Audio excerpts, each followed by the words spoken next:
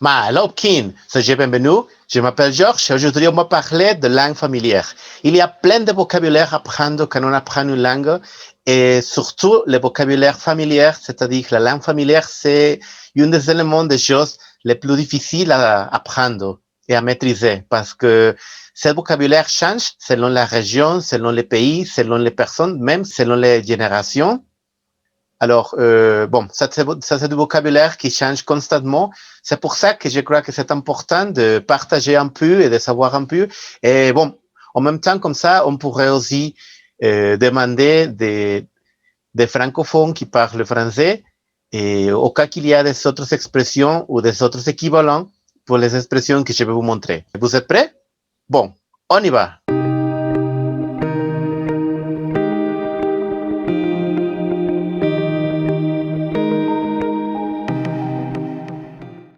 D'accord, on commence. Alors, la première expression que je vais vous partager, c'est numéroter ses abattis. Qu'est-ce que ça veut dire ça? Bon, la signification littérale, ça serait en anglais to count one's poultry giblets, ou en espagnol contar sus menudillos. Mais la signification familière dans ce cas, ça serait comme to count one's limes, contar sus extremidades. Par exemple, après l'accident, on a numéroté nos abattis. After the accident, we checked to see that we were still in one piece. En español on dirait, después del accidente revisamos si seguíamos enteros. Et puis on a abeille, c'est-à-dire bee ou abeja. Avoir les abeilles, alors la signification littérale serait to have the bees, tener las abejas. Mais la signification familière, c'est to be fidgety, estar inquieto. Par exemple, tu bouges en arrête, on dirait que tu as les abeilles. You keep moving around, you look like you've got ants in your pants. Te mueves sin parar, cualquiera diría que traes lombrices. Bon, je crois qu'en espagnol on dirait lombrices, mais je ne sais pas si vous connaissez une autre expression. Écrivez ce que vous pensez dans les commentaires. Bon, puis on a aussi une autre expression avec abeille, mettre les abeilles. La traduction littérale serait to put the bees, poner las abejas, mais la signification familière serait to annoy, molestar. Par exemple, cesse de me mettre les abeilles. Quit bugging me. Deja de molestar. Il y a des autres expressions familières en espagnol mexicain, je crois, mais ça serait une signification générale. On a aussi abouler. La signification littérale serait to hang over, entregar.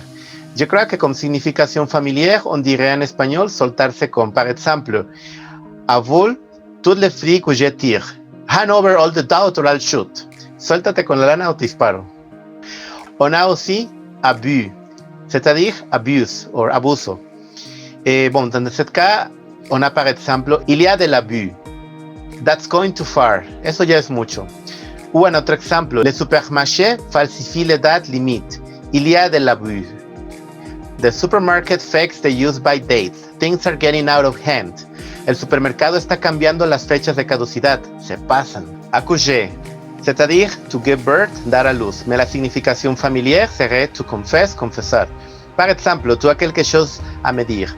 Accouche donc. You've got something to tell me. Come on, spit it out. O en español, se ve que escondes algo. Ándale, sácalo. Accrocher, c'est-à-dire to stick, pegar. La signification familière, to arrest, arrestar. Par exemple, ce n'est pas la première fois qu'on l'accroche. It's not the first time she's been busted. No es la primera vez que la agarran. S'accrocher, c'est-à-dire to hold tight, agarrarse. Mais la signification familière, to make a great effort, esforzarse mucho. Par exemple, il s'accroche pour Rosie dans son métier. He's going all out to succeed in his profession. Le echa ganas a su profesión. Dachar. Ça c'est la contraction de d'acharnement, c'est-à-dire tenacy, tenacidad. Mais la signification familière, to fight, to work assiduously, pelear, trabajar como loco. Elle travaillait d'achar pendant que les autres ne foutaient rien. She worked like all get out, while the others didn't do a damn thing. Trabajaba como loca mientras que los demás no hacían nada. Et on a finalement accrum, c'est-à-dire la signification familière on credit, a crédito. Je ne sais pas s'il y a une signification littérale, mais bon, je connais seulement la signification familière. Si vous connaissez la signification littérale, bon, vous pourrez l'écrire dans les commentaires. Par exemple, ils ont tout acheté à Krum. They bought everything on credit. Compraron todo a crédito. Bon, ça serait tout aujourd'hui. Merci beaucoup pour votre temps. N'oubliez pas de laisser votre commentaire et de s'abonner là afin de recevoir des actualisations chaque fois qu'il y a une nouvelle vidéo. Merci beaucoup pour votre temps et bon, on se voit la prochaine fois. Kanantaba.